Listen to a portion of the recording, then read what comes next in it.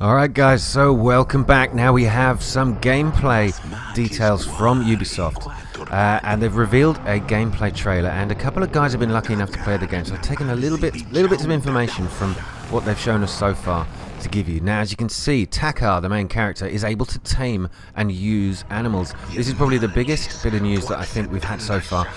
It says that you are the first to tame these creatures. You are the beast master, so you're able to manipulate and control these animals.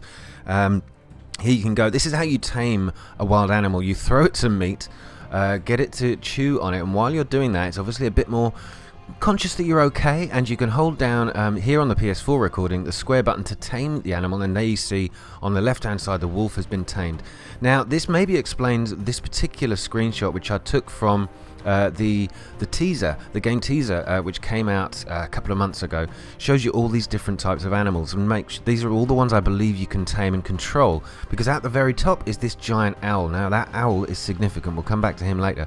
Here are the different types of beasts that you can tame. There's 17 different animals, and it looks like you progressively unlock them as you go. I can even see a badger in there somewhere, that's a bit odd. In the middle section there you can see you can select a beast to call, or you can dismiss your current beast, so it looks like you can only have one of them. And on the right hand side, upgrading your skills allows you to tame new beasts. So yes, it's progressive, it's not just you can go tame whatever you like whenever you like. And here you go, you can do this to, here's some examples of those you can tame. And pet, of course, once you've tamed them, you can give them a little cuddle like that. Isn't it cute? And a giant lovely bear, it's so sweet. Anyway, and a cheetah, of course. So cats, of course, can also be your best buddies. This one I think is a mountain lion, very, very cool. Oh, a cave lion. And you can even tame the fiercest creature, which is the saber-toothed tiger. Very, very scary. I thought this was going to become just an enemy, but I had no idea they were to be your friends. You can also end up riding one of those things. How cool is that? I cannot wait to see. Now, you can actually instruct your animals to go and do things for you. That is basically, you're going to use them to go and attack other animals or other people. Okay, so here we have the bear taking on this lion for me. Very nice of him. And also taking out this poor fella. Yeah, the enemies all look like they're Neanderthals, or sort of cavemen, I suppose you'd call them. And here the wolf that I've instructed to take down that looks like a small bear. You can reward them. Once they've got in the fight, they might be a bit injured, but you can also heal them by giving them meat and reward them, of course. It's good to tell them they've done a good job. Now, the wolf, in particular with you, will growl when he hears enemies nearby. And what you can do is whistle, and you'll call out this giant owl. It is a giant owl. I don't know quite why it's so big. It's a bit oversized. But that reflects back onto that image I showed you earlier, and he will go around scouting out all of the enemies below you, showing you exactly where their locations are. Remember, you don't have binoculars here, you don't have syringes, so the owl is your way of finding out where those enemies are. Now let's have a quick look at this. You press the up button on the D-pad to call in your owl. You can tag enemies from the sky, yep. And you can also use this thing called hunter vision, which I'll come to in a second. But you also see that as you upgrade your owl's abilities, you can get new skills. So it's there are different things he can do. He can certainly attack other animals. He can attack other people as well.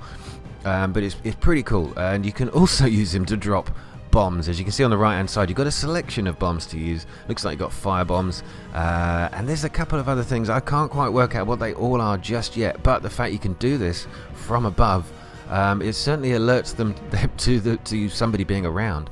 But it is damn cool. And here you go, you can see them attacking the enemy. Now, what else is new? Well, this thing is called hunter vision. Now it sort of goes to a monochromatic shot, and it's not just the owl that can do this. I believe you as Takar the hunter can also take on this hunter vision, and it will allow you to see a lot better. It's pretty cool.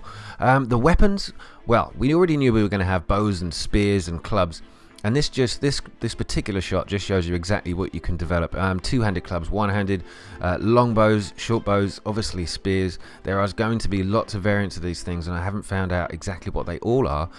Yes, of course, the bombs, the sting bomb, poison bomb, shards, which you're stabbing, your stabbing dagger type weapons, and your bait. There are also traps. Now here you go. This is an example of a couple of spear shots. Pretty nicely done. And the arrow here, this is a wicked little headshot the guy pulls off. Pretty damn cool.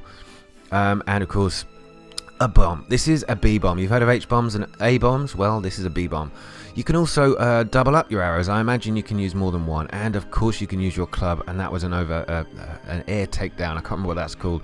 Really, really cool. And here is an example of the trap being used. You just saw he set one down in the ground. The doll, this little mini dog thing, just gets completely taken out by that trap as it runs towards you. Really, really cool. Now, the other thing is the outposts. We don't have radio towers anymore, of course, so you've got these things called pyres. You light the bonfire, and what that will do is reveal that part of the map for you, but it will also allow you to fast travel to this location. That's how you're going to get around the world, and that's how you're going to unlock certain parts of it as the map progresses. Okay, favourites. What is back? What is it that we do know? Okay, I don't think it's going to be a surprise to anybody from Far Cry 4 they introduced elephants and that you could ride them, that in the prehistoric world you'd be able to ride mammoths. Of course, that's what we were all wanting out of this anyway. I certainly was. And look what damage this mammoth can do once you're on the back of it. And this is only a baby mammoth, and it can fly, make another mammoth fly. And of course that works on human beings too, just as you saw. Pretty damn cool. And there's a couple of hints about other weapons there. You've got a gas weapon.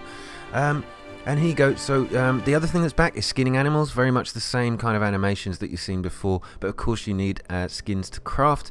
And looting is also back. This is to be totally expected. As you can see, he picks up wood and other items off the dead bodies of his fallen foes.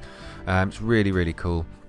So this is how you're going to go around, and you can even pick up meat, other stuff you need, and flint I think we just saw there. Now let's have a look at the crafting menu. Crafting is back. Now you can see that you obviously need to work through progressively collecting items just as you did before, like skins and certain items from certain animals, to be able to build your weapons, your quiver, your upgrade your bow, your traps, everything that you would imagine you can use in the game. Crafting will allow you to upgrade and improve upon them just as before. There'll be a max level and no doubt a legendary animal to kill at the end of it to get the highest level. Cannot wait for that. Takedowns are back. That's so cool. Well, I mean, it is Far Cry, for God's sake. If there was no takedowns in it, I probably wouldn't buy it. It's just such a fun way to take out the enemies. As you can see, you can do a double takedown as well. It's so cool. Right, quests, mini side quests, they're also back. Just random events as you come across NPCs. They'll give you a quest to do. Oh yes, the lovely fish. Do you remember these guys? I went bombing with some of these. I absolutely loved it, and you may well try that again with some of the bombs we get. And do not forget who is back, the damn eagle. Yes, we all hate that guy. Okay, let's have a quick look at the map. I'm doing this in slow motion just so you can see roughly what's around. Now, things that are back are the animal locations. You can see on the map already that it shows you individually where they are, roughly, rough locations. Certainly your zones that you've already captured, what you've already revealed. As he's panning back here, it shows you the absolute scale of the map. It's much, much bigger, I think. But it also shows you your fast travel points, your home base, and a spawn point, which is the green, but it also is where you can stash your weapons. You can actually access all of the stuff that you may have stashed in another place, just like the cabinets that you used to find in your safe houses in Far Cry 4 and Far Cry 3, of course. It looks really, really cool, and I was quite amazed at how big, as he was panning out, how big this map certainly looks. We'll see. I mean, I don't know really what scale the original map there was showing us, but it looks pretty nice, and back to the normal sort of features we've seen. So, what is yet to be revealed? What things have they not yet shown us that I picked up on the very first teaser? Well, they didn't really talk much about these tribesmen. These guys with the white masks and the blue paint on them. Still don't really know where they come into it. I mean, I know there are other people in this game, but what are they? Who are they? They also didn't mention, or didn't see really any teasers as to what this thing was. I saw this in the first teaser, and it looked like some kind of creature that is not particularly human, not particularly animal-like, a chimera, kind of cross between the two. Still don't know quite what that is all about, so that's yet to be revealed. Also, these little statues, these, as I said, these significantly look like something you can collect.